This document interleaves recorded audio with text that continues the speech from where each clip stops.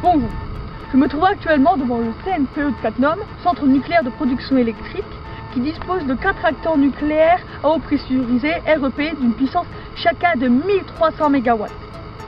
Cattenom est la 7e centrale mondiale nucléaire et la 2e en France après celle de Gravelines, avec une production nationale de 35 TWh, ce qui équivaut à peu près à 8% de la production nationale d'EDF.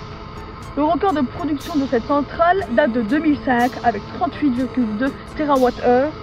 La centrale emploie environ 1200 personnes à temps plein et 1000 personnes pendant les visites décennales des réacteurs. Le risque sismique est extrêmement faible à Cattenom, qui n'est pas placé dans une zone d'aléas sismiques.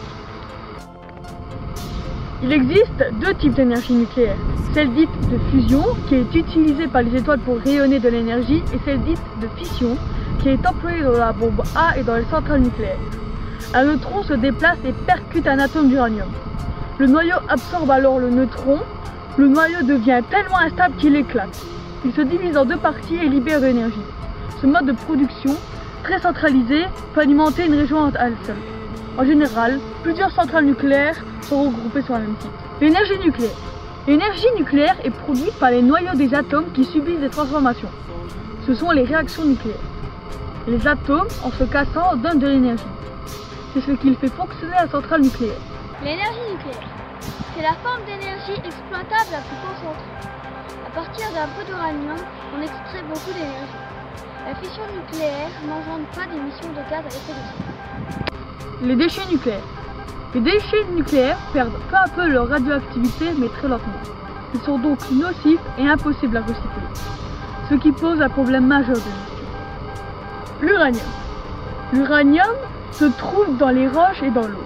Il y a en effet 3 mg d'uranium par mètre cube d'eau de mer, ce qui représente tout de même 4,5 milliards de tonnes d'uranium dans les océans.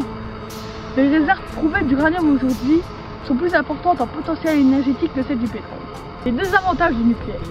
Les gisements d'uranium sont peu nombreux et donc très recherchés. Les déchets produits par l'industrie de l'uranium et les centrales nucléaires forment la majeure partie des déchets radioactifs.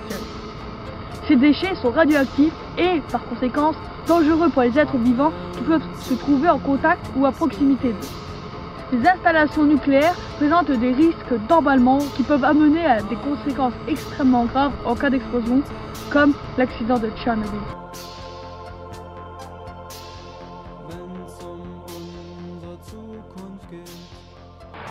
L'énergie nucléaire, c'est la forme d'énergie exploitable la plus concentrée à partir de peu d'uranium.